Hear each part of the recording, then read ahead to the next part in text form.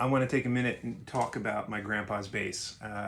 This is a 1969 Fender Precision.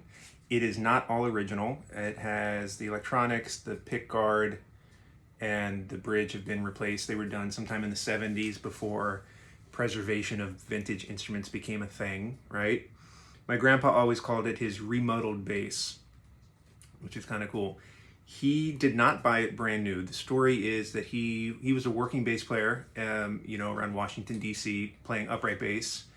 And that one in the corner there is his as well. And he started getting calls for gigs, and the people, the contractors were like, hey, I need you to play Fender bass. And I guess after losing a couple of gigs, my grandpa decided he needed to learn how to play the Fender bass because that was in vogue and people didn't want the upright bass. So he went out and bought this. I think he got it in the early 70s. He told me 71 or 72. I'm not 100% sure about that. And he got it from, the story he told me was that he bought it from a guy who did not play music, but collected it as payment for some gambling stuff that somebody owed him some money. I don't have any way to verify that, but it's kind of a cool story. My grandpa was a full-time musician, but he also happened to be a middle school geography teacher. And he would use his summers off from teaching to travel a lot and then come back in the fall with pictures of all his travels. He's a very well-traveled man. And one summer he went traveling and left this bass with a buddy of his. And this would have been in the mid-70s. He got back from his travels and his buddy had done a bunch of modifications that were popular at the time. Routed out wood for the jazz pickup, put the badass on it, trying to update it with the DiMarzio thing and the badass thing that was popular in the mid-70s. And my grandpa was kind of ticked about it, but I don't know, you can't replace wood that's been routed out, so he left it as is. By the time my grandpa gave this bass to me, the original electronics, the original bridge, the original pickguard had been long lost, so I don't have them.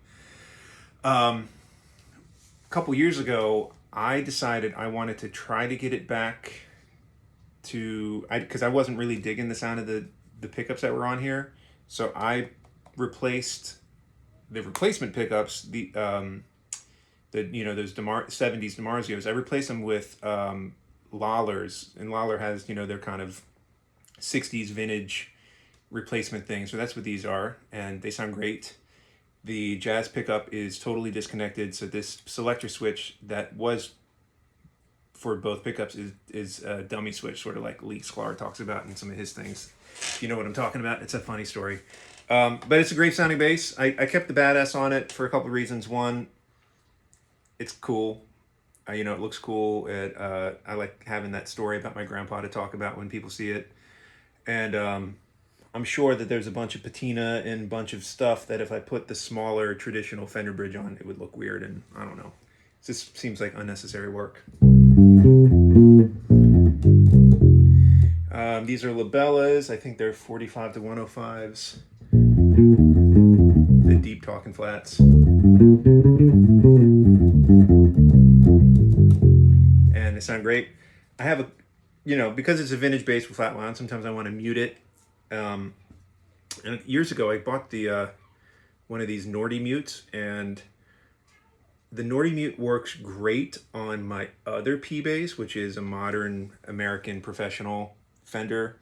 But on this bass, it's a little bit too heavy of a mute, and I think part of the reason is the adjuster screws on the badass are so long that I can't really push the bridge all the way back to the I can't really push the mute all the way back to the saddle. So I think it's a little bit heavier of a mute.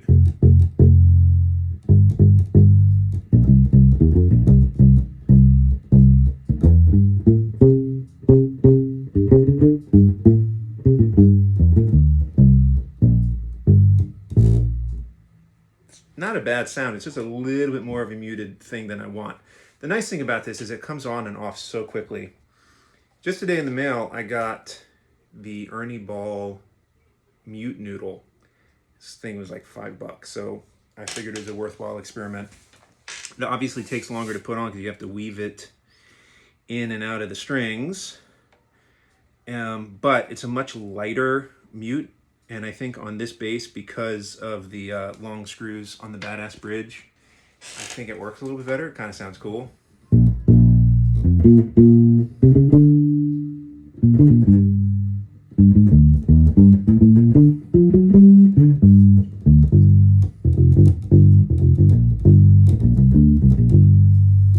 All right, still get some more, a little bit more sustain than that other one does, but you know, whatever. It's cool.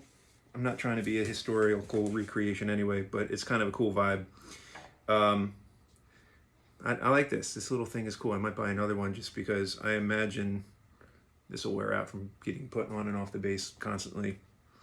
But yeah, it's my grandpa's bass, the Re-muddled '69 Fender. It's got all his belt rash and sweat marks. Got this great newspaper clipping. It's actually hanging on my wall. I'm not going to get it off the wall right now.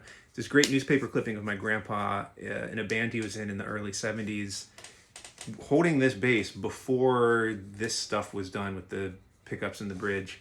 So it's kind of cool to see that my grandpa had this bass in 1972. I think that's when the photo was taken. And then I have this great photo of him in the 80s on the White House lawn playing this bass after the work was done. You can see the modifications, which is really cool. We just had a memorial service for him down in North Carolina over Father's Day weekend with as part of a family reunion. And I got a bunch of CDs of recordings that were made of gigs he did, and I'm excited to listen to them. I haven't checked them out yet. Anyway, basses are cool. My grandpa was cool. Having a vintage bass is cool, but it's more cool that it is a family heirloom. I think it's really special. All right, I don't know. If you listen all the way this far at 7 minutes, you're cool too. Later.